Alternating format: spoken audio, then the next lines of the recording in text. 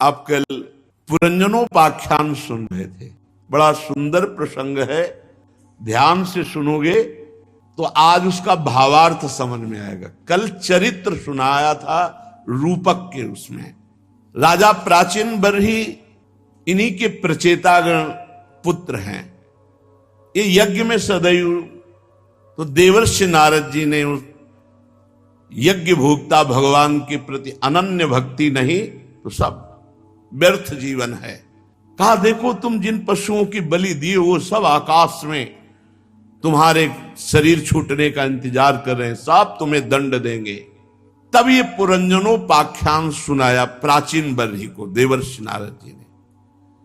प्राचीन बरही ने कहा भगवान पूरा अभिप्राय नहीं समझा मैं आपके इस रूपक का, मैं कर्म मोहित जीव हूं, भला क्या समझ पाऊंगा। आपने कथा सुनाई कि पुरंजन पुरंजनी में आसक्त है और 9 द्वार वाले नगरी में रह रहा है, 5 फण वाला सर्प है, 10 महाबली सेवक है, ऐसे ऐसे आपने। नारद जी ने कहा ध्यान से सुनो, अब उसका भावार्थ जो अंदर है वो बता रहे हैं। ये पुरंजन जीव है, अपने लिए 1 2 3 4 बहुत पैरों वाले शरीरों का संकल्प किया। 83,99,999 शरीर योनिया में पसंद नहीं आया, उसको पसंद आया ये मानव देह, ये सर्वोत्तम है। और उस जीव का सखा है परमात्मा, जो अविज्ञात नामक सखा है वो परमात्मा है, ईश्वर है। हर समय आपके साथ रहते हैं भगवान, हर समय, पर किसी को पता नहीं चलता कि प्रभु हमारे पास है। अविज्ञात सखा, सबका दोस्त है भगवान, सबका दोस्त है, सबका प्रिय मित्र है। किसी भी प्रकार से उस जीव को पता ना चल जाए कि भगवान है पास, यही माया का खेल है। जीव ने जब सुख दुख रूप सभी प्राकृत विषयों को भोगने की इच्छा की तो उसे ये शरीर पसंद आया। 9 द्वार, 2 हाथ 2 पैर वाला मानव देह। इसमें जो पुरंजनी है वो बुद्धि है, अविद्या जनित। इसी पुरंजनी के कारण, बुद्धि के कारण देह और अंतःकरण में, इंद्रियों में मेरापन हो गया, मैंपन हो गया। मैं देख रहा हूं, मैं सुन रहा हूं, मैंने ये भोगा, मैं ये भोगूंगा, जबकि नहीं है। ये बुद्धि में आसक्ति होने के कारण जीव की बुद्धि उसको दिखाती कि मैंने ये देखा, जबकि ये देखना ज्ञानेंद्रिय नेत्रेंद्रिय का विषय है, उसका नहीं है। अब वो बुद्धि में आसक्त होने के कारण शरीर का भोगी बन गया। जो 10 महान बलवान मित्र हैं पुरंजनी के, वो 10 इंद्रियां हैं, 5 ज्ञानेंद्रियां, 5 कर्मेंद्रियां। इनके द्वारा ज्ञान होता है भोगों का और भोग होता है। 5 ज्ञानेंद्रियों से शब्द स्पर्श रूप रस गंध का ज्ञान होता है और कर्मेंद्रियों से भोग होता है। और जो बताया गया था कि उनकी बहुत सी सहयोगी हैं, वो हैं इंद्रियों की भोगमयी वृत्तियां।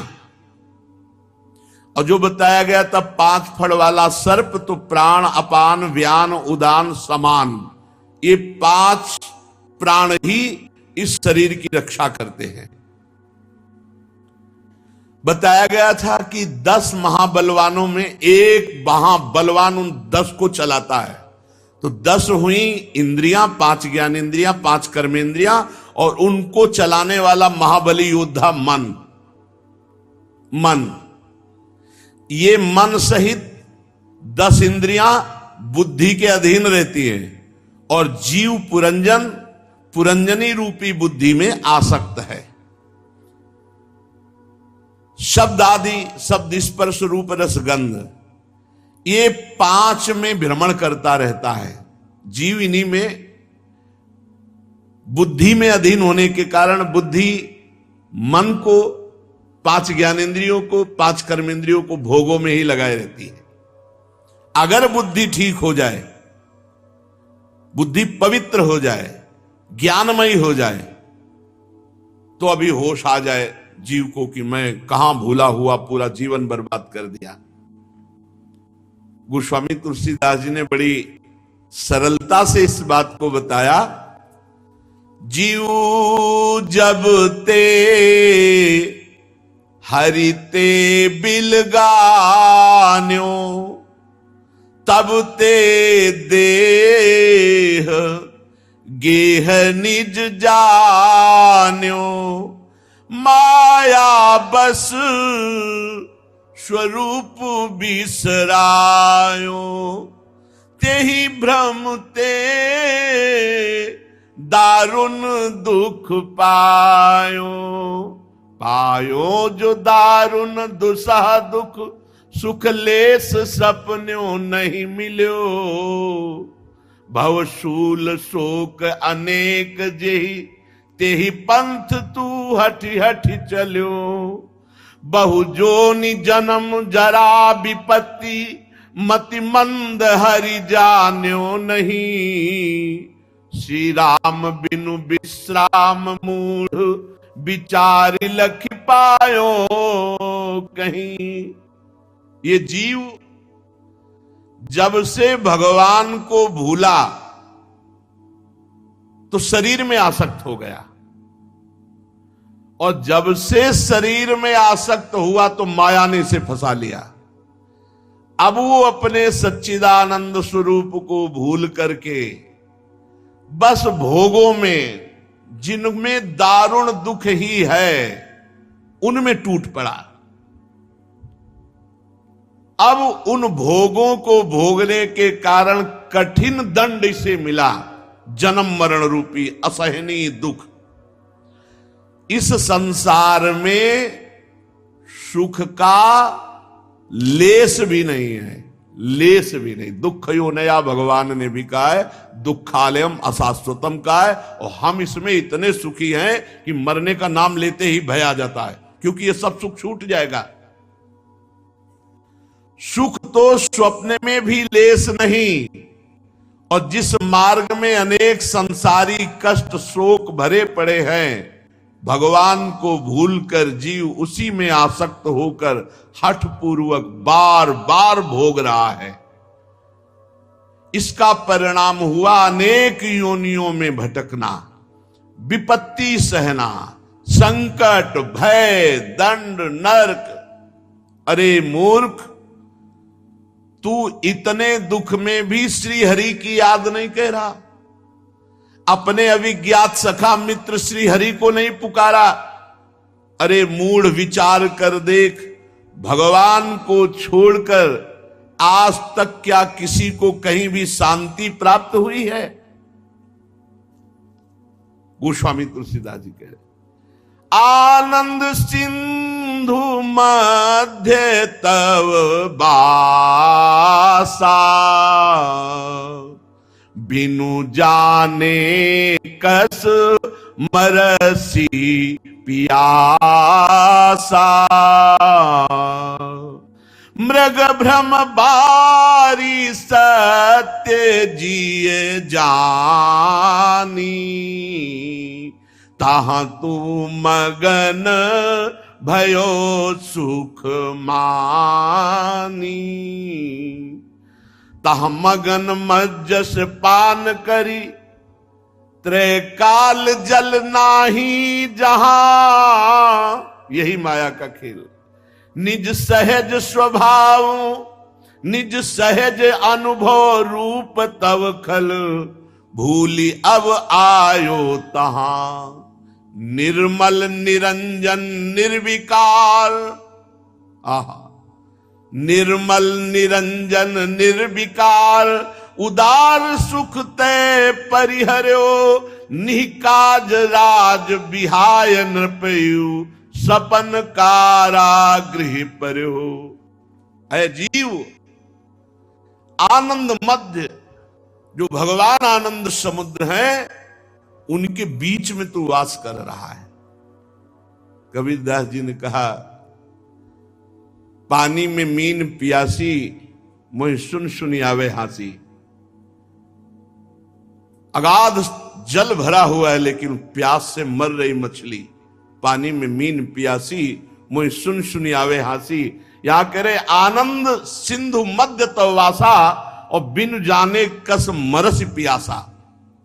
अरे जीव, तेरा स्वरूप ही आनंद सिंधु है।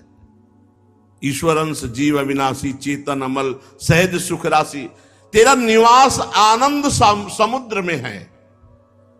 तू आनंद स्वरूप है, तो भी तू अपने स्वरूप को भूल करके इस देह को अपना मान लेने के कारण विषय भोग रूपी मृग जल को पीने के लिए भाग रहा, जहां एक बूंद जल नहीं।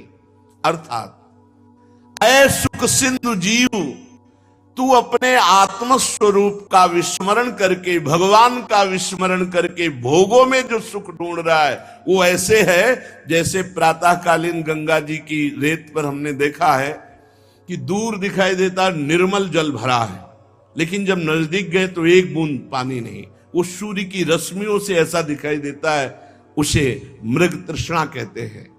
मरुभूमि में जल का आभास, ऐसे ही भोगों में सुख का आभास। तू विषय भोग रूपी मृग जल को सच्चा जानकर उसी में सुख समझकर मगन हो रहा है। तुझे ऐसा लग रहा है मैं सुखी हो रहा हूं, लेकिन तीन काल में भी कभी कहीं तुझे सुख नहीं मिल सकता। तीन लोकों में और तीनों कालों में ना तुझे सुख मिला है, ना तुझे सुख मिलेगा, और ना तू सुख भोग रहा है। केवल भ्रम में ऐसे है जैसे स्वप्न में ऐसा लगे कि मैंने बहुत खाया पिया, बड़ा सुख हो, जगे तो कुछ नहीं। अरे दुष्ट, तू अभी अपना सुधार कर ले। तू जो अपने स्वरूप को भूलकर देह भाव में आकर पाप कर्म कर रहा है, तेरी बड़ी दुर्गति होगी। तू अपने निर्मल निरंजन स्वरूप को भूल गया। निर्मल, ईश्वर अंश जीव अविनाशी, चेतन अमल। अमल माने निर्मल, कहीं कोई मल ना पहले छुआ था, ना अब है, ना आगे होगा। तूने मल को पकड़ रखा है, मल रूप देह है। तू अपने स्वरूप को भूल करके जो निर्मल है, विशुद्ध है, अविनाशी है, विकार रहित है, व्यर्थ में तू दुख में फंस गया। जैसे कोई राजा स्वप्न में देखे कि मेरा राजपाट छिन गया और मैं कैद खाने में पड़ा हूं और व्यर्थ में दुख भोग रहा है। अगर जग जाए तो पता चले वो स्वतंत्र राजा है। वो सपने में भी राजा है, पर उसने देख लिया सब राज्य छिन गया और मैं कैद में पड़ा हूं। ऐसे ही मोहवश तू अपने संकल्प से वंचित हो गया। आपका जो स्वरूप है वो सहज सुख राशि आनंद समुद्र, तूने संकल्प भोगों का किया, संकल्प गलत आचरणों का किया, शरीर भाव से कर्ता भोक्ता बन गया। इसलिए तेरी वो दुर्दशा है जैसे कोई चक्रवर्ती राजा स्वप्न में देखे कि मेरा राज्य छिन गया और मैं कैद खाने में हूं। अब उसे जो दुख भोगना पड़ रहा है वो बिना जगे दूर नहीं हो सकता। वो दुख दूर नहीं हो सकता। कोई उपाय कर लो, उसको अगर सुखी करना है तो जगना पड़ेगा। ऐसे ही तू जाग। तू शरीर नहीं है, इन भोगों में सुख नहीं है, तू परमात्म स्वरूप है। ये जानने के लिए सच्चिदानंद स्वरूप भगवान का भजन कर। ऐ जीव, यदि तू भजन नहीं करेगा तो जैसे स्वप्न में वो बंधन को प्राप्त राजा दुख प्राप्त, ऐसे तू सदैव दुखी होता रहेगा। तै निज कर्म डोरी दृढ़ कीन्ही, अपने करनी गाठी गही दीन्ही। ताते पर बस पर्यो अभागे, ताफल गर्भ बास दुख आगे आगे अनेक समूह संसृत उदरगत जान्यो सो सिर हेठ ऊपर चरण संकट बात नहीं पूछे को शोनित पुरीस जो मूत्र मल क्रमि कर्दमाव्रत सोवई कोमल शरीर गंभीर वेदन शीस धुनि धुनि रोवई। गोस्वामी जी कह रहे, ऐ आनंद समुद्र, तू अपने स्वरूप को भूलकर ऐसे कर्म कर लिए, ऐसी कर्म रूपी मजबूत जंजीर में अपने को बांध लिया और अज्ञान से वो गांठ पक्की कर ली कि मैं स्त्री हूं, मैं पुरुष हूं, मैंने ये किया, मैं ये करूंगा। अब अभागे इसका परिणाम तू जानता है, तुझे परतंत्र होकर फिर गर्भ में जाना पड़ेगा और उस गर्भ में जो दुख होता है तुझे याद नहीं है। संसार में जितने क्लेश समूह हैं उन सब का मूल है मां के गर्भ का दुख। सिर नीचे पैर ऊपर कुंडलाकार ऐसे, रक्त मल मूत्र विष्ठा कीड़े की तरह उन्हीं के बीच में, और कोमल शरीर में भारी वेदना कुंडलाकार ऐसे। अब उस समय भारी वेदना में, गर्भ में, दुख में कौन तुझे बचाएगा? तूने अपने ऐसे कर्म किए, ऐसी जंजीर बांध ली, अविद्या से अज्ञान से ऐसा पक्का कर लिया कि अब तुझे गर्भ में जाना पड़ेगा, भोगना पड़ेगा। और जब कर्म जाल में तू बंध करके गर्भ में दुख पा रहा तो सोच, उस समय भी भगवान श्री हरि ने तेरा साथ नहीं छोड़ा। गर्भ में प्रभु ने तुम्हारा पालन पोषण किया और गर्भ में ही भगवान ने तुम्हें अपना ज्ञान दिया।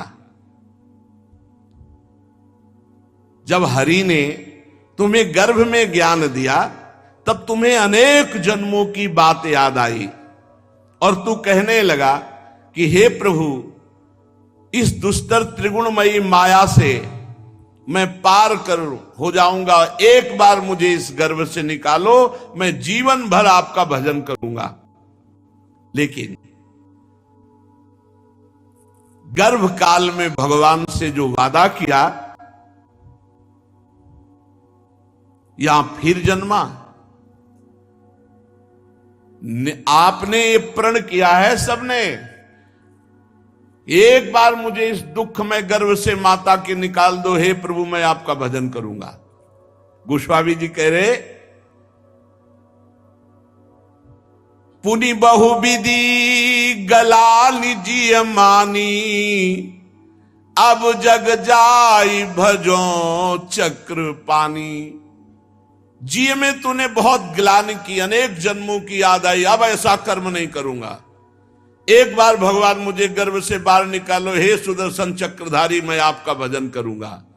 ऐसे ही करी विचार चुप साधी, प्रसव पवन पेरो अपराधी। ऐसा कहकर चुप ही हुआ कि भगवान की प्रेरणा से प्रसव वायु ने माता के गर्भ से बाहर कर दिया। पेरो जो परम प्रचंड मारुत, कष्ट नाना तय सहयो, सुज्ञान ध्यान विराग अनुभव, जातना पावक दह्यो। जे ही प्रसूति वायु ने प्रेरणा की, बाहर बालक निकला, वो सब भूल गया भगवान का दिया हुआ ज्ञान, भगवान की अनेक जन्मों की जो स्मृति दी हुई थी, वो सब भूल गई। अति खेद व्याकुल अलप बल, छिन एक बोली न आवई, तब तीव्र कष्ट न जान को, सब लोग हर्षित गावई। गा रहे बजा रहे, बालक हुआ, ये नहीं जान रहे वो बालक जो ज्ञान ध्यान उसका था वो विस्मृत हो गया, इसलिए वो रो रहा है, कोई उसके रोने का अर्थ नहीं जानता। अब फिर वही दशा शुरू हुई। बाल दशा जेते दुख पाए, अति असीम नहीं जाहि गनाए। बाल्यावस्था आई, जब गर्भ से बाहर हुआ, बाल्यावस्था, अब भयानक पीड़ाएं, भूख प्यास और कष्ट, वो बोल सकता नहीं, गणना नहीं इतना दुख बाल्यावस्था में। जो सैया पे पड़ा छोटा सा बालक, भूख रोग पीड़ा, मां तेरे इन सब कष्टों को यथार्थ नहीं जानती कि बच्चा क्यों रो रहा है। बार बार ऐसे उपाय जिससे और कष्ट की प्राप्ति हो, जैसे अजीर्ण के कारण पेट दुखने से बच्चा रो रहा है, पर माता समझती उसे भूख लगी और दूध पिला देती है। शिशु अवस्था, कुमार अवस्था, फिर आई किशोर अवस्था, कौन वर्णन करे। ऐसा दुष्ट स्वभाव बनता चला जाता है कि भगवान के भजन से मतलब नहीं। अब इसके बाद जब आई जवानी अवस्था, तो ये ऐसी भूत आवेश की अवस्था है कि इसमें होश नहीं रहता। अब युवती रूपी आसक्ति में फिर फंस गया। महान अज्ञान मद में मतवाला अहंकारी जवानी के नशे में धर्म मर्यादा का उल्लंघन करके गर्भवास का कष्ट, बचपन बाल्यावस्था का कष्ट सब भूल करके फिर ऐसे कर्म करने लगा जिससे फिर दुर्गति होगी। वो आया था ये वचन दे के भगवान को कि एक बार मानो देह में मुझे एक मां के गर्भ से बाहर करो, मैं निरंतर भजन करके अपने को मुक्त कर लूंगा। फिर वो ऐसे पाप कर्म जवानी में करता है कि संसार चक्र में उसे बार बार मां के गर्भ में, अन्य योनियों की मां के गर्भ में आना पड़ता है। जिस शरीर को गाड़ दिया जाएगा या जला दिया जाएगा या फेंक दिया जाएगा, उस शरीर में इतना अहंकार किया, स्त्री में आसक्त, पराये धन के लिए हिंसा, द्रोह, चोरी, न जाने क्या क्या पाप। अब जो लोग रोज मांस खाते हैं, सोचो कितने जीवों की हत्या उनके दिमाग में क्लेश पैदा करेगी आगे चलकर। तीनों को बराबर पाप मिलता है। जो सोचते हैं मैं मारता तो नहीं, केवल खरीद के लाता हूं, मारने वाले को, खरीद के लाने वाले को और खाने वाले को, पूरे परिवार को, तीनों को बराबर पाप का बराबर कर्ता प्रेरक अनुमोदन, तीनों को बराबर दंड मिलता है। अब वो भोगते भोगते अभी समझ ही नहीं पाया था कि बुढ़ापा आ गया। बुढ़ापा आने पर बहुत बुरी दशा, उठना बैठना चलना फिरना, विविध प्रकार के रोग, ये सब कष्टप्रद। इंद्रियों की शक्ति नष्ट हो गई। समझाते रहते, ए भाई होश में रहो, भजन करो, चुपचाप शांत भजन करो, सब छोड़ दो, नाम जप करो, सब छोड़ दो। ये रुपया जब तक तुम इसका बल रखोगे तब तक तुम ना गुरु के अनन्य हो सकते हो, ना इष्ट के अनन्य हो सकते हो। मेरी बात पकड़ लो। सुनेरी मैंने निर्बल के बलराम, आखिरी बात, अपबल तपबल और बाहुबल, चौथो है बलदाम, सूर किशोर कृपा ते सब बल, हारे को हरि नाम। सुनेरी मैंने निर्बल के बलराम।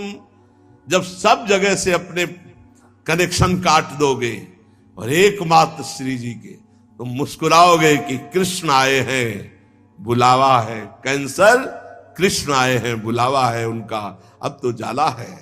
ओ जीवन भर इंतजार करते रहे, अब जाना, जय हो आपकी। होश उड़ जाता है, बड़े बड़ों का होश उड़ जाता है। क्यों? क्योंकि आपने अन्य बल लिया है। इसीलिए हम जब समझाते हैं तो समझ में नहीं आता, बाद में समझ में आ जाएगा, बाद में समझ में आ जाएगा, पक्का समझ में आ जाएगा। अभी समझ लो तो बहुत अच्छा है, बाद में समझोगे तो समझने लायक नहीं रहोगे। शरीर बुढ़ापे से जर्जर होने लगा। अब रोग आए, सूल, पीड़ा, इंद्रिय शक्ति नष्ट, भोगने की प्रबल इच्छा। बुढ़ापा,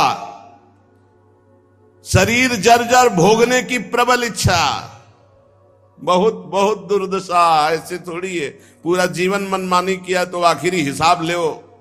माया बहुत रौंदती है। इंद्रियों में भोग शक्ति नहीं, मन में प्रबल भोग इच्छा। घर में घर वाले ऐसा व्यवहार करते हैं जैसे बूढ़े बैल के साथ किसान व्यवहार करता है। बूढ़े बैल को जो जोतने लायक नहीं होता उसको अच्छे अच्छे पदार्थों की सानी नहीं खवाई जाती, सब जानवरों से बचा हुआ भूसा उसके आगे फेंका जाता है। ऐसे ही घर में बूढ़े का सम्मान कोई बहुत धर्मात्मा पुरुष अपने माता पिता करता होगा।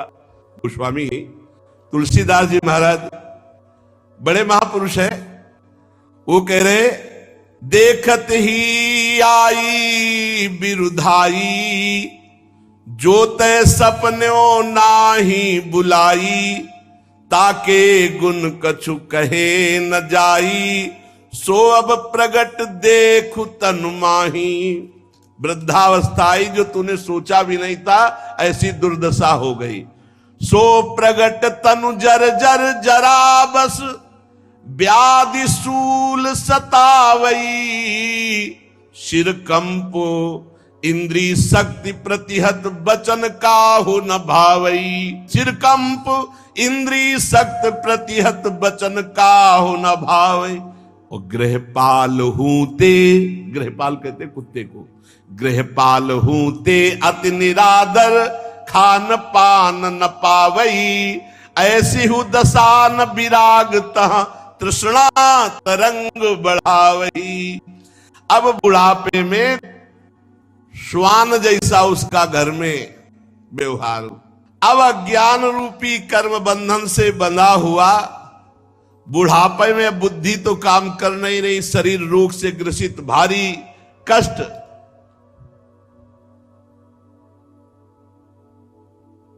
अब फिर वही दुर्दशा आई मृत्यु वाली, भयानक कष्ट, भयानक पीड़ा, भारी तृष्णा, कामनाओं का जाल बिछा हुआ दिमाग में। एक जन्म, ऐसे करोड़ों असंख्यों अनंतों जन्म तेरे व्यतीत हो गए। पिंडज अंडज स्वेदज उद्भिद 84 लाख योनियों के चक्र में तो घूमता रहा। अरे अब तो अज्ञान छोड़ दे और भगवान श्री हरि का भजन कर ले। वे दुस्तर भवसागर के लिए जहाज रूप है। वो देवादिदेव भगवान श्री हरि अपने शरणागत को दुख में नहीं जाने देते। बड़े उदार, बड़े अपार करुणा वरुणालय मायापति हैं, प्राणनाथ हैं, मुक्ति को प्रदान करने वाले हैं। भगवान की भक्ति परम सुख देने वाली, तीनों तापों का नाश करने वाली, शोक हरने वाली, भय हरने वाली। परंतु ये भक्ति बिना संत कृपा के नहीं मिलती। गोस्वामी जी कह रहे रघुपति भगति सुलभ सुखकारी, श्रोत्रय ताप शोक भयहारी, बिन सत्संग भगति नहीं होई, ते तब मिले द्रवै जब सोई।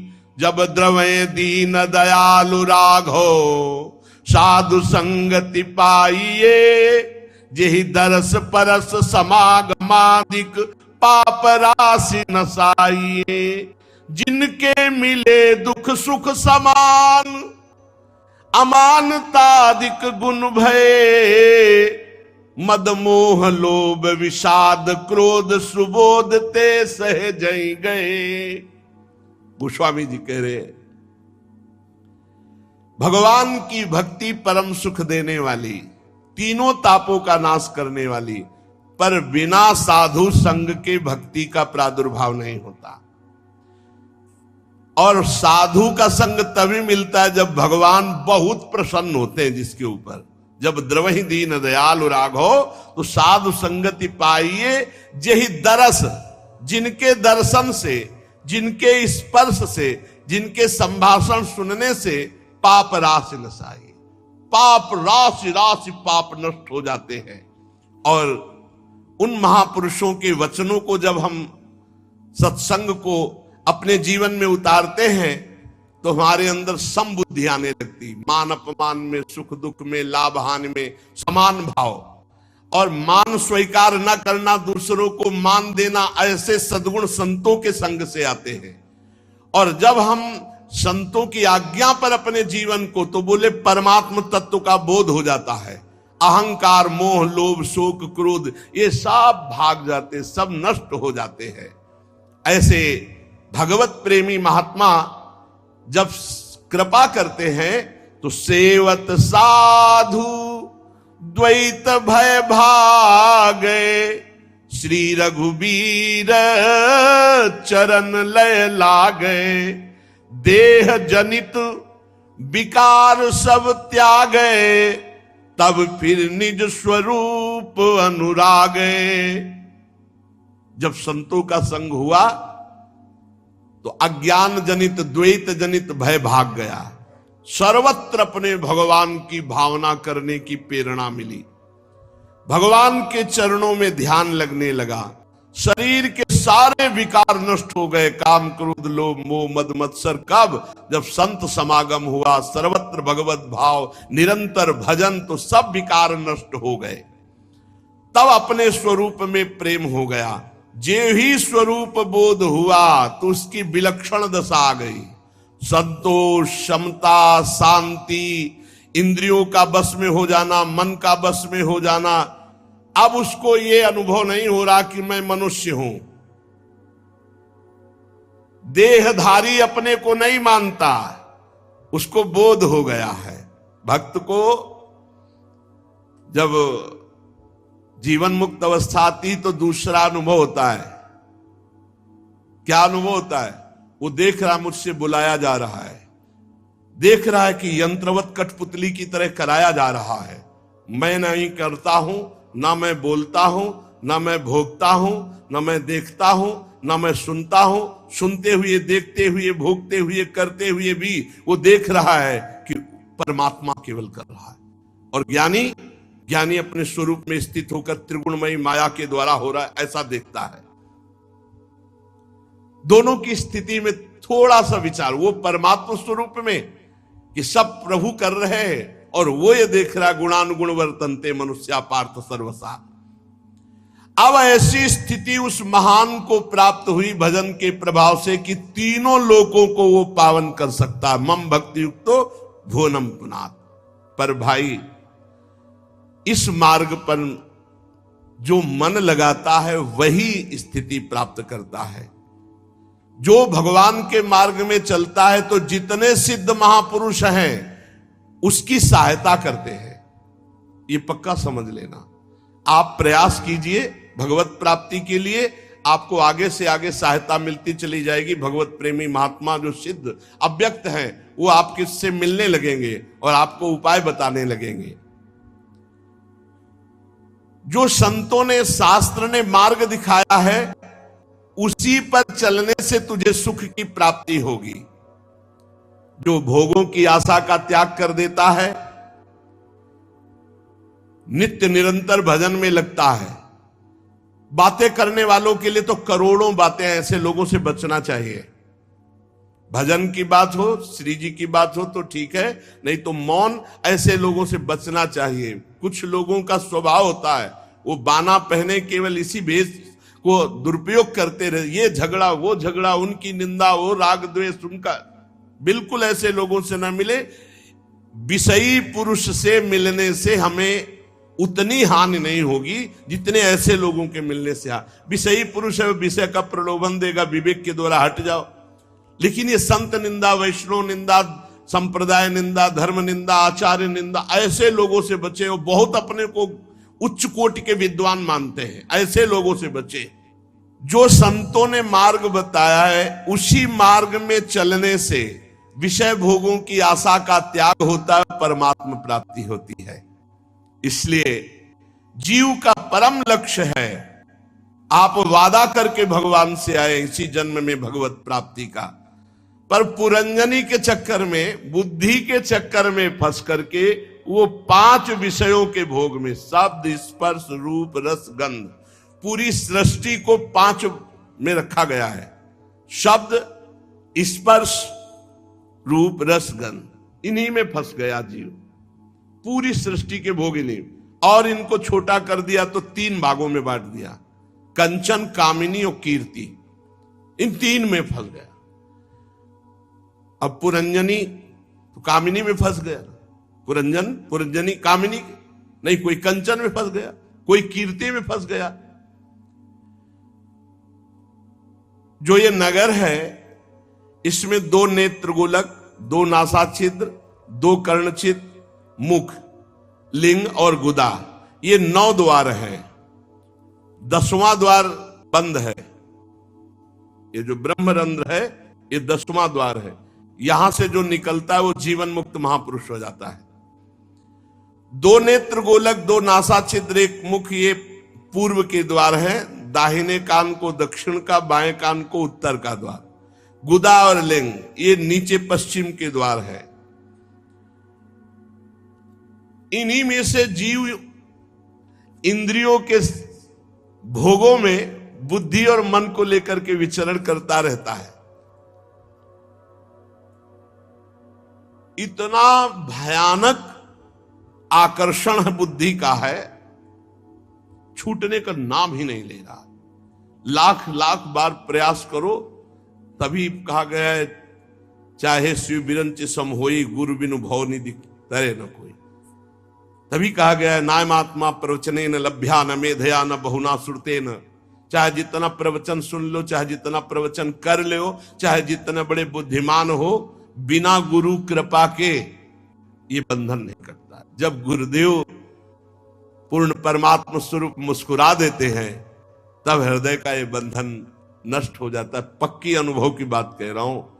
गुरुदेव की कृपा के बिना ये जीव बुद्धि में आसक्त होकर भोगों में विचरण करता रहता है। अंततोगत्वा फिर विनाश का अवसर उपस्थित होता है। पूरे नगर को नष्ट कर देता है काल, मृत्यु, जरावस्था। फिर हाय हाय करके उन्हीं भोगों का चिंतन करके नई योनियों को प्राप्त होता है।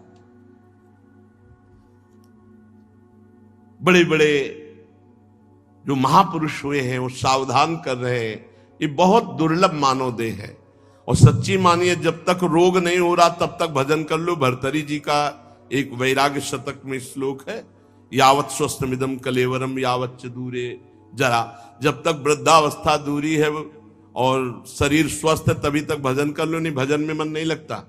जिनका मन लग चुका है उनका तो भजन में लगता है, नहीं फिर भजन में मन नहीं लगता और फिर साधन भी नहीं बनता। वो केवल बस बाहरी बातें हैं, बाहरी बातें हैं, आंतरिक चिंतन नहीं बनता। पूरा जीवन सम्मान में व्यतीत कर दिया, सम्मान के लिए व्यतीत कर दिया। अब सम्मान किस काम में आएगा? शरीर छूटने का समय आ रहा है, ये बात किसी की समझ में नहीं आती। जो भगवत कृपा पात्रों से ये हमारे काम में नहीं आने वाली, न कीर्ति न कंचन और न कामिनी। अरे एक बार सावधान होकर अपने को मुक्त कर लो। बर्हिष्मन, ये तुम्हें सुनने में अच्छा लगता है, इस यज्ञ का फल ये, इस कर्म का फल ये, सब सुनने मात्र का है। परमार्थ बुद्धि जब तक धारण नहीं करोगे तब तक तुम इस माया से मुक्त नहीं हो सकते। ये कर्म आदि से, ये यज्ञ आदि से तुम जीवन मुक्त नहीं हो सकते। मलिन मति कर्मवादी, कर्म परक, कर्म कांड में फंस करके पूरा जीवन व्यतीत कर देते हैं। उनको बोध नहीं होता मैं कौन हूं, कर्ता भाव में ही लगे रहते हैं। इसलिए तुम आत्मस्वरूप भगवान जनार्दन की भक्ति करो। तुमने इतना यज्ञ किया, इतने बलि दी कि तुम्हें पता नहीं भगवान की भक्ति का रहस्य। ये किसी काम में यज्ञ आने वाले नहीं। यज्ञ क्या, स्वर्ग आदि भोगो फिर मृत्यु लोग, तो देवर्षि नारद जी करे किसी काम में आने वाली नहीं। एक अच्छा स्वप्न देखा स्वर्ग का, बस वो स्वप्न ही है। वास्तव में कर्म वही है जिससे भगवान की प्राप्ति की जाए। विद्या वही है जिससे भगवान में चित्त जोड़ा जाए। संपूर्ण देहधारी का एक ही कर्तव्य है, इसी जन्म में भगवत प्राप्ति करना।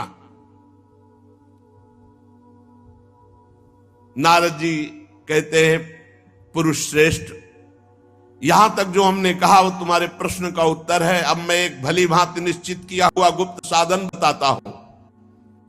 देखो, ध्यान से सुनो। एक बहुत सुंदर बगीचा है। उस बगीचे में अपनी हिरनियों के साथ एक हिरन हरी हरी घास चुनते हुए बड़ा मस्त हो रहा है। दूब के छोटे छोटे अंकुर चुनता है और आसपास हिरनियों को देखता है, उसे बहुत अच्छा लगता है। लेकिन महाराज, एक वृक्ष की आड़ में व्याध ने उन हिरन और हिरनियों पर पूरा निशाना लगा रखा है, और उस बेचारे को पता नहीं वो हिरनियों के बीच में मस्त होकर दूब चुन रहा है।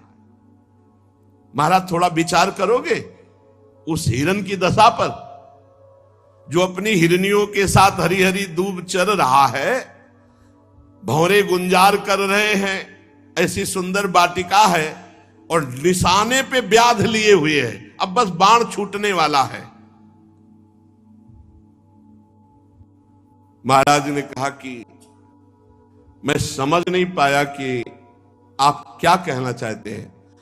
बोले, वो हिरन तुम हो और ये पुष्प वाटिका तुम्हारा राज्य है, और हिरनियां तुम्हारी रानी है, और विषय भोगी हरी घास है, और काल तुम पर निशाना लगाए हुए है।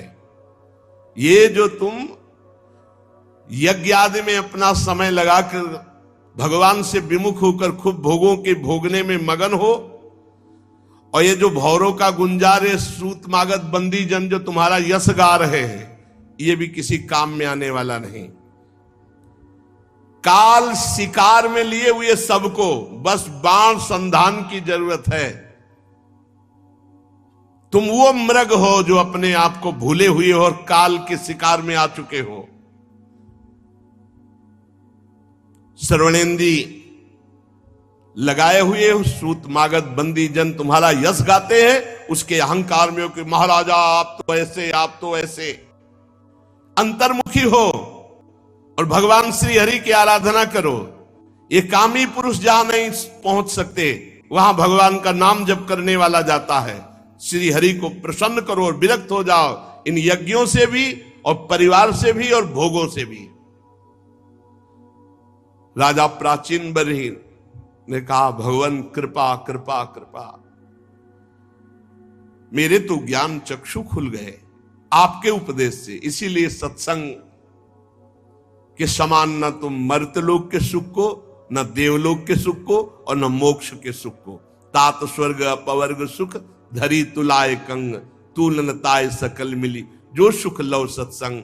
थोड़ी देर देवर्षि नारद जी का सत्संग हुआ। राजा प्राचीन बर्री कहने लगे, कृपा कृपा कृपा, जो आपने उपदेश दिया मेरे ज्ञान चक्षु खुल गए। अभी तक मैं जिनको अपना उपदेशक गुरु मानता रहा, इन आचार्यों को भी निश्चित परम तत्व का ज्ञान नहीं है। ये मुझे कर्म में ही लगाए हुए थे।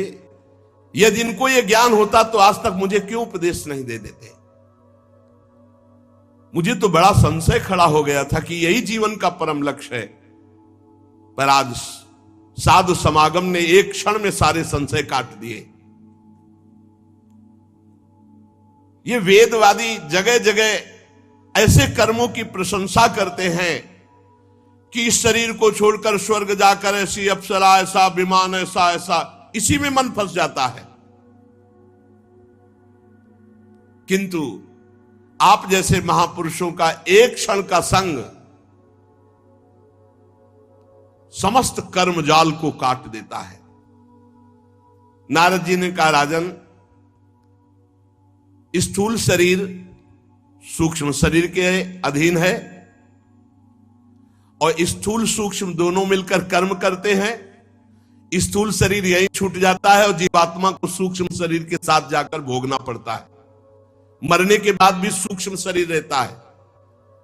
परलोक में उसे दुख या सुख भोगना पड़ता है। इसलिए जीवित अवस्था में शरीर का अभिमान त्याग कर दो। यही खास समस्या है, शरीर खास समस्या है।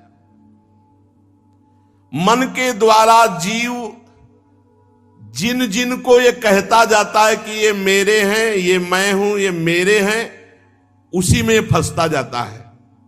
जबान से भी नहीं कहना, मन से भी नहीं सोचना ये मेरे हैं। यही बात तो समझानी है। गृहस्थी में नाथ सकल संपदा तुम्हारी, मैं सेवक समेत सुत नारी। सब कुछ आपका प्रभु, मैं सेवक हूं आपका। ये चमत्कार माया का है। अगर एक बार बोल दिया मैं आपके बिना जी नहीं सकता, तो आपकी हालत ऐसी हो जाएगी कि आप उसके बिना जी नहीं सकते, चाहे वो विषय हो, चाहे वो वस्तु हो, चाहे वो व्यक्ति हो, चाहे स्थान हो। बहुत चमत्कार है माया का, भूल से नहीं बोलना। अगर बोल दिया कि मैं आपके बिना जी नहीं सकता, तो स्थिति आपकी जागृत हो जाएगी, मैं आपके बिना जी नहीं सकता पक्का, मैं आपको बहुत प्यार करता हूं। झूठ से बोलते रहो और सच्ची में आपकी स्थिति हो जाएगी कि आप उससे हट नहीं सकते। बहुत जबान से भी नहीं, मन से भी नहीं। नारद जी कह रहे हैं जीव मन के द्वारा जिन स्त्री पुत्र आदि को ये कहता है ये मेरे हैं, वो उसी में फंस जाता है। फिर उनके लिए किए हुए पाप पुण्य आदि कर्मों को वो ऊपर जाकर अकेला भोगता है, कोई साथ नहीं होता। फिर उसको कर्मों के भोग जो शेष बचते हैं उसे फिर जन्म लेना पड़ता है। ज्ञानेन्द्री, कर्मेंद्री और चित्त की दशा, ये बूढ़े अवस्था में अनुमान हो जाता है कि इसका जन्म किस योनि में होगा। विद्वान जो भगवत अनुरागी, भगवत मार्ग, वो देख के बता सकता है अगला जन्म इसका किस योनि का होगा। ज्ञानेन्द्री, कर्मेंद्री और चित्त की चेष्टा, ज्ञानेन्द्री कर्मेंद्री दो बाह्य चेष्टाओं से और चित्त की दशा से पता चल जाएगा, जब वाणी से बोलेगा इसका जन्म किस योनि में होगा। देवर्षि नारद जी कह रहे ये अनुमान किया जा सकता है। चित्त की वृत्ति ही आगे के जन्म को, और अगर चित्त की वृत्ति ही गायब हो गई, भगवदाकार हो गई, तो खत्म हो गया जन्म।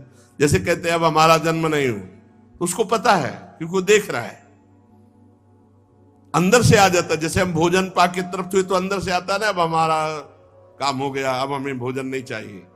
ऐसे ही अब कृत्य भयो में अंदर से आ जाता है, अब हमारा जन्म नहीं होगा।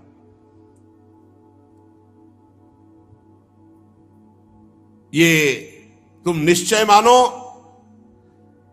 सूक्ष्म शरीर जब तक है तब तक जीव को जन्म मरण के चक्कर में जाना पड़ेगा।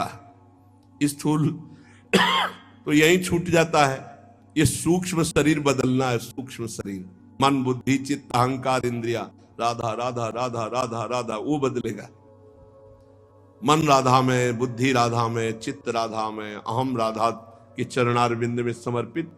और ज्ञानी दृष्टा भाव, साक्षी भाव को सिद्ध करके वो अपने स्वरूप में स्थित हो जाता है इनका। तो ये संकल्प विकल्प रहित होकर अंतःकरण लय हो जाता है, रहता ही नहीं। लिंग शरीर ही नष्ट हो जाता है, सूक्ष्म शरीर ही नष्ट हो जाता है, वो जीवन मोक्ष को प्राप्त हो जाता है। तुम्हारा कल्याण हो, तत्ववेत्ताओं की शरण लेने वाले को विदेह मुक्ति प्राप्त होती है। राजन, मन और इंद्रियों के द्वारा अनुभव में आने वाले पदार्थों को बार बार भोगने की इच्छा का त्याग कर दो, अभी भगवत तत्व का अनुभव हो जाएगा। यही इच्छा भगवत तत्व का अनुभव नहीं होने देती। जिस समय दृष्टि भगवदाकार हो जाती तो संपूर्ण संसार भगवान में दिखाई देने लगता है।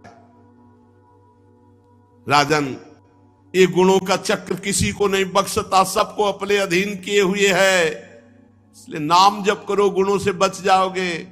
यही डर है डर हरिवंश ही तिजनो भ्रमय गुण सलिर पर, जी नामन मंगल लोक तिरु सुहरि पद भज न विलंब करी।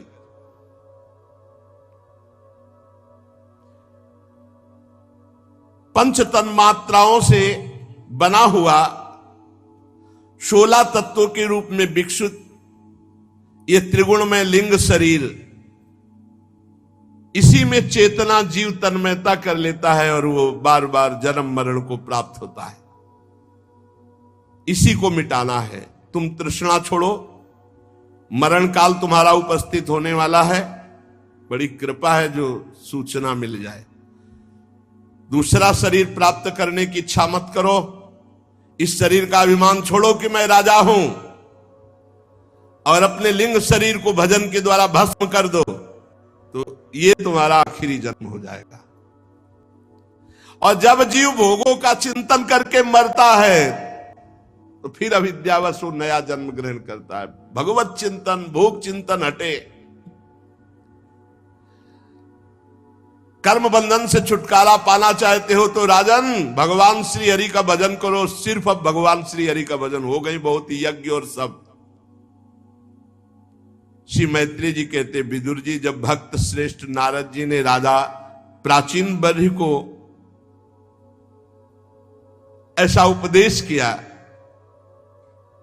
और कहा श्री हरि के भजन में लगो और अंतर ध्यान हो गए, तो प्राचीन बर्हि जी भगवान कपिल देव जी के आश्रम में गए और समस्त राजपाट आसक्ति सबको छोड़ करके एकाग्र मन से भगवान का भजन किया और भगवान के सारूप्य परम पद को प्राप्त हुए, सारूप्य मोक्ष को प्राप्त हुए।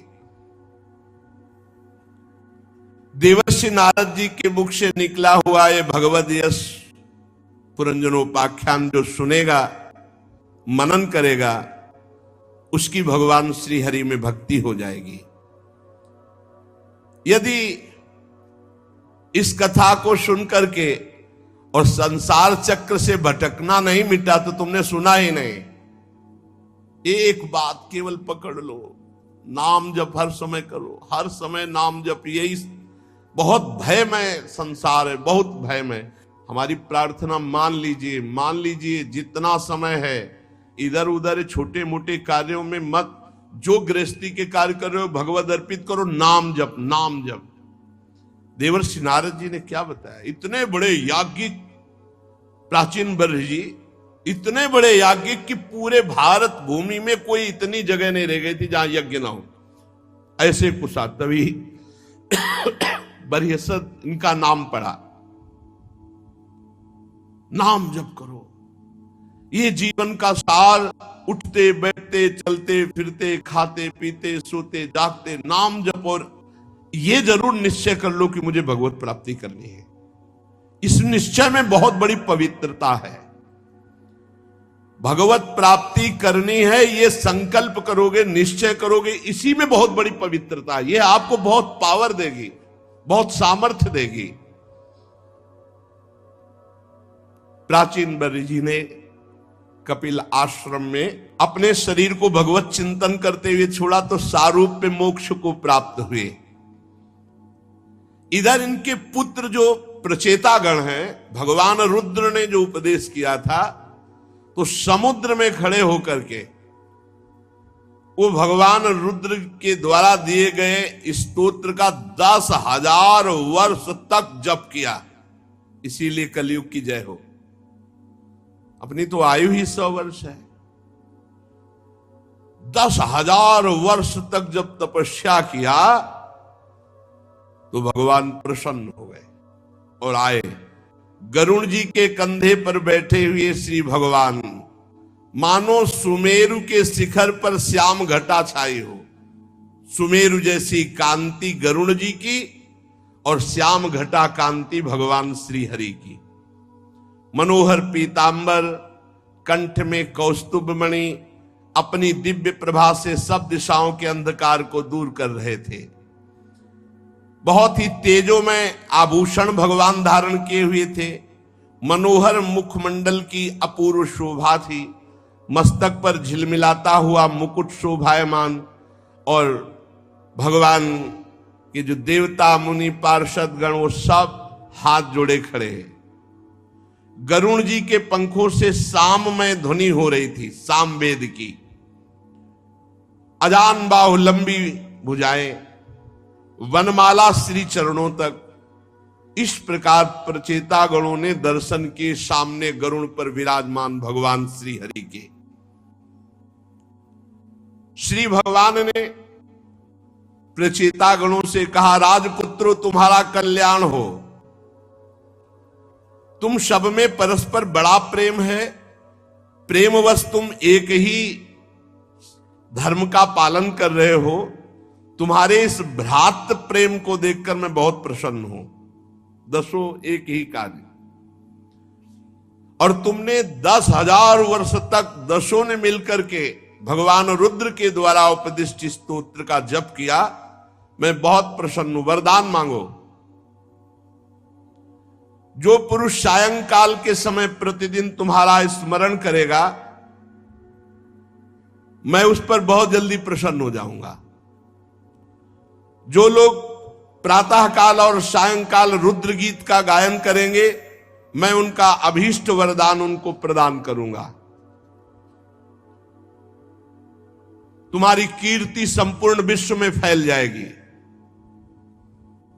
तुम्हारे एक बड़ा ही विख्यात पुत्र होगा, जो ब्रह्मा जी से किसी भी तरह कम नहीं होगा, और अपनी संतानों से तीनों लोकों को पूर्ण कर देगा।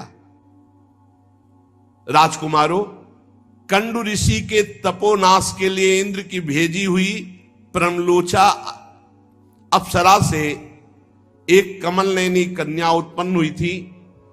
अप्सरा उसे छोड़कर स्वर्गलोक को चली गई थी, तो वृक्ष के सानिध्य में उस कन्या का पालन पोषण समस्त वृक्षों ने किया। जब वो भूख से व्याकुल होकर रोने लगी, तो औषधियों के राजा चंद्रमा ने अमृत वर्षणी तर्जनी अंगुली से उसका पोषण किया है। तुम्हारे पिता मेरे को प्राप्त हो गए हैं, भगवान ने बताया, क्योंकि ये तो यहां 10,000 वर्ष से तपस्या कर रहे हैं, और प्राचीन बर्री जी नारद जी के उपदेश से भगवान को तुम्हें जो आज्ञा की थी संतान उत्पन्न करने की, अब तुम जाओ उस लड़की से ब्याह करो जो प्रमलोचा अप्सरा की कन्या, जिसे चंद्रमा ने अमृत पान करा के जीवित रखा और वृक्षों ने पालन पोषण किया। तुम सब एक स्वभाव के हो, एक धर्म का पालन करने में रुचि रहते हो, इसलिए तुम दसों उसी के साथ ब्याह करो। तुम्हारा कभी आपस में द्वेष नहीं होगा, झगड़ा नहीं होगा। मेरी कृपा से तुम्हारी बुद्धि शुद्ध रहेगी, और तुम 10 लाख दिव्य वर्षों तक जवान और बलवान रहकर दिव्य भोगों को भोगोगे। यह है भगवान के भजन का प्रताप। इस लोक में भी सुख और परलोक में। इस लोक में कितने? 10 लाख दिव्य वर्ष तक जवान और बलवान रहकर दिव्य भोगों को भोगोगे, और अंत में अविचल भक्ति के प्रभाव से लोक परलोक की वासना का नाश होकर तुम मेरे परम धाम को आओगे। ये भजन का अंत में भगवान के धाम में निरंतर वास, और जीते जी 10 लाख दिव्य वर्ष तक जवान रहकर दिव्य भोगों को भोगना। जो लोग अपना जीवन मेरे को अर्पित कर देते हैं, जिनका सारा समय मेरी कथा वार्ता चिंतन नाम जप में जाता है, वो चाहे गृहस्थ हो चाहे विरक्त, उनको कोई भी बंधन बांध नहीं सकता, वो मेरे को प्राप्त होंगे। फिर ध्यान से सुन लो, जिन लोगों ने अपने जीवन को मेरे को अर्पित कर दिया है, जो नित्य प्रति मेरी कथा वार्ता में मेरे नाम जप में है, वो चाहे गृहस्थ हो चाहे विरक्त हो, उनको कोई बंधन नहीं बांध सकता, वो मेरे को प्राप्त होंगे। जो मेरे संतों से प्रेम करता है, उसे मेरी लीला कथा सुनने को मिलती ही है, और जो मेरी लीला कथा सुनता है उसे कभी शोक मोह नहीं होता, नया ज्ञान उत्पन्न हो, रोज नया भगवत प्राप्ति का उत्साह। भगवान के दर्शनों से प्रचेता गणों के हृदय का त्रिगुणात्मक मल नष्ट हो गया था। सतोगुण रजोगुण तमोगुण का प्रभाव खत्म, त्रिगुणातीत अवस्था। वो हाथ जोड़कर दसों श्री हरि से इस प्रकार बोले, नमो नमः क्लेश विनाशनाय निरूपितो दार गुणाभ्ययाय मनोवचो वेग पुरोजवाय सर्वाक्ष मार्गैरगताध्वने नमः शुद्धाय शांताय नमः स्वनिष्ठया मनस्य पार्थम विलसद्वयाय नमो जगत स्थानलयोदयेषु गृहीत माया गुण विग्रहाय नमो विशुद्ध सत्वाय हरये हरिमेधसे वासुदेवाय कृष्णाय प्रभवे सर्वसात्वतां नमः कमलनाभाय नमः कमलमालिने नमः कमलपादाय नमस्ते कमलेक्षण नमः कमल किंजल्क पिशंगामलवाससे सर्वभूत निवासाय नमो युंक्ष महिषाक्षिणे। प्रचितागण ने कहा, हे भगवान, जो आपकी शरण ले लेता है उसके सारे क्लेश आप दूर कर देते हो। हम आपको नमस्कार करते हैं प्रभु। वेद शास्त्र आपके उदार गुण और नामों का निरूपण करते हैं। आपका वेग मन और वाणी के वेग से भी बढ़कर है। आपका स्वरूप सभी इंद्रियों की गति से परे है। हे हरि, हम आपको बार बार नमस्कार करते हैं। आप अपने स्वरूप में स्थित रहने के कारण नित्य शुद्ध और शांत हैं। मन रूप निमित्त के कारण हमें आपसे ये मिथ्या द्वैत भास रहा है। अगर ये मन रूप लय हो जाए तो द्वैत खत्म हो जाए। वास्तव में जगत की उत्पत्ति स्थिति लय के लिए आप माया के गुणों को स्वीकार करके ब्रह्मा विष्णु महादेव रूप धारण करते हैं। हम आपको नमस्कार करते हैं। आप विशुद्ध सत्व स्वरूप है, आपको नमस्कार करते हैं। आपका जिसको ज्ञान हो गया और संसार बंधन से मुक्त हो गया, हे महाभागवतों के प्राण प्रिय वसुदेव नंदन भगवान श्री कृष्ण, मैं आपको नमस्कार करता हूं। आपकी नाभि से ब्रह्मांड रूप कमल प्रकट हुआ। आप कंठ में कमल कुसुमों की माला धारण करते हैं। आपके चरण कमल के समान कोमल हैं और आपके नयन भी अरविंदाक्ष। इसलिए हे कमल नयन, हम आपको नमस्कार करते हैं। आप कमल कुसुम के केसर के समान स्वच्छ पीतांबर धारण किए हुए समस्त भूतों के आश्रय स्थान, सबके साक्षी है। हे भगवान, हम आपको नमस्कार करते हैं। प्रभु, हम पर बड़ी कृपा हुई कि आप प्रकट हो गए। अमंगलहारी मंगल भवन प्रभु, दीनों पर दया करना समर्थ पुरुषों की ऐसी कृपामयी वृत्ति होती है। और जो दीन जन एक बार आपको पुकार कर कह दे कि प्रभु मैं आपका, तो आप स्वीकार कर लेते कि ये हमारा है और आप उसका सतत स्मरण करते हैं। एक बार जो प्रभु से कोई कह दे कि हे प्रभु मैं आपका, तो प्रभु ये स्वीकार कर लेते कि ये हमारा है और प्रभु उसका सतत स्मरण करते हैं। इसी से जो आज चर्चा की, आश्रित जनों का चित्त शांत और आनंद में रहता है। फिर हम रुक गए। सुनो फिर वही बात। प्रभु आपकी दीन जनों पर बड़ी कृपा है। आप समर्थ, आपको एक बार जो कह दे कि हे प्रभु मैं आपका, तो आप उसको ये स्वीकार कर लेते हैं कि ये हमारा है और इस प्रकार सतत उसका स्मरण करते हैं। इसीलिए आश्रित जन आनंद में रहते हैं, उनका चित्त शांत रहता है। कोई चिंतन नहीं बनता कि हमारा कल्याण कैसे होगा, हमारा हो गया कल्याण, हम तो श्री जी के हैं। आप तो क्षुद्र से क्षुद्र प्राणियों के भी अंतःकरण में अंतर्यामी रूप से विराजमान है। फिर जो आपकी उपासना करते हैं, आप उनसे दूर कदापि नहीं। प्रभु हमारे पास है, हर समय है।